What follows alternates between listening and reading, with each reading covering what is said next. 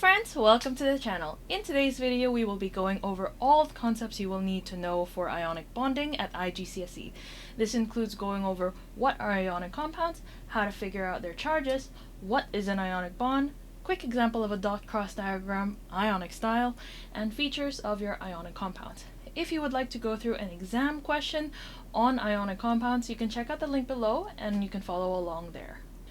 Ions are formed when atoms gain or lose electrons. If an atom, usually a metal, loses electrons, they become a positive ion or cation. This is because they end up having more protons which are positively charged than electrons which are negatively charged.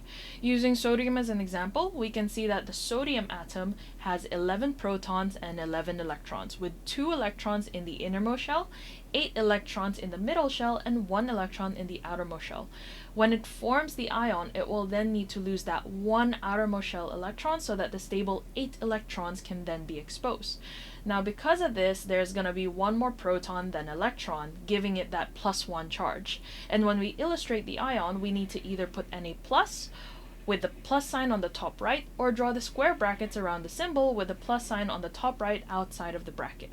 If an atom, usually a nonmetal, gains electrons, they will become a negative ion or anion.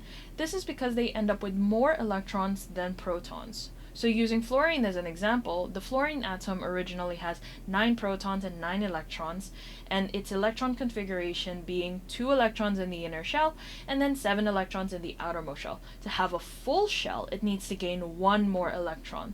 And once it's gained that 1 electron, then the atom will become the fluoride ion, written as F+. If we need to show it in a dot cross, we will then need to include the outermost shell electrons, and in this case for fluorine, we will draw the original 7 electrons plus that 1 extra electron from some kind of metal, example sodium. Now all that stuff we just talked about is fine and all, and actually they will be useful when answering questions, but let's say we are under exam conditions and we don't have the luxury of time to think about the number of electrons in each individual atom will gain or lose and whatnot to become their ion. Then one quick way to remember what charge ions are to use the groups that they belong to as reference. So elements from group 1, 2, and 3 tend to lose electrons so that they will have positive charges. Elements in group 1, more specifically, like lithium, sodium, potassium, all will have a positive 1 charge, meaning they will each lose 1 electron to become their ion. Side note, if they ask you for the charge of the ion, you need to write +1, but if they ask you for the ionic symbol itself, then you need to put Na+ with a charge on the top right.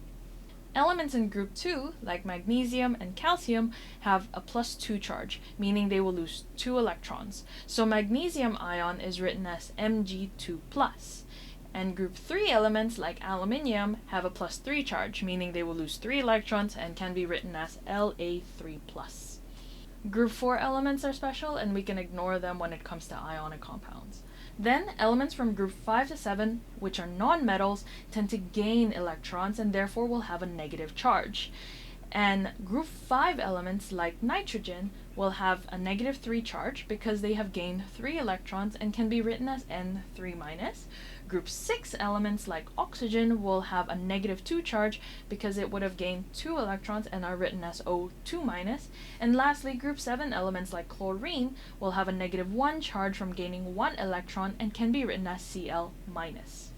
Unfortunately, there are ions to which these rules don't apply to, and unfortunately the best thing to do is to memorize them at this stage. I will leave a screenshot so then you can see them now.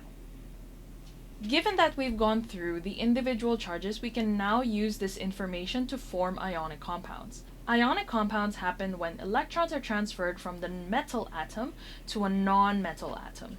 These atoms then become ions, with the metal atom becoming the cation and the non-metal atom becoming an anion.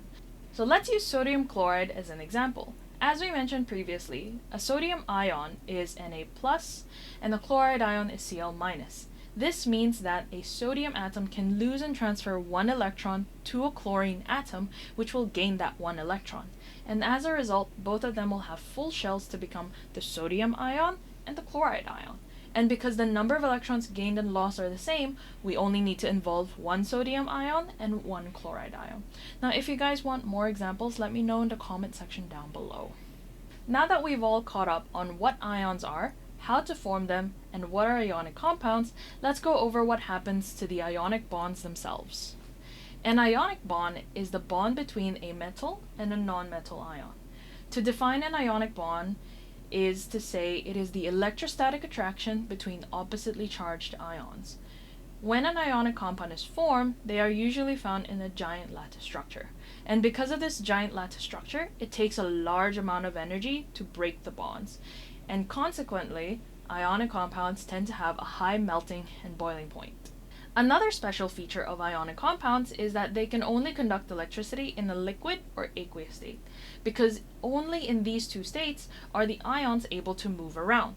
This is why salt as a solid cannot conduct electricity, but salt water can. In summary, ionic compounds involve both metals and non-metal elements, and there will always be a transfer of electrons from the metals to the non-metals. And because of this loss of electrons, the metal will tend to become a cation, and because of the gain of electrons, the non-metal will tend to become an anion. Their dot cross diagrams are always drawn with square brackets with the ions charges on the top right, plus the anions will always display their outermost electrons. And finally, ionic compounds tend to be found in a lattice structure, and this causes them to conduct electricity only in liquid or aqueous states when the atoms are free to move around. Quick word before we go, can I ask you guys a favor? If you found this video useful, can I ask you to subscribe to the channel and or like this video? It would help the channel grow, and in return, I'll make sure the channel will get bigger, and when it does, the content also gets better. Thank you for watching, and I hope to see you in the next video. Bye!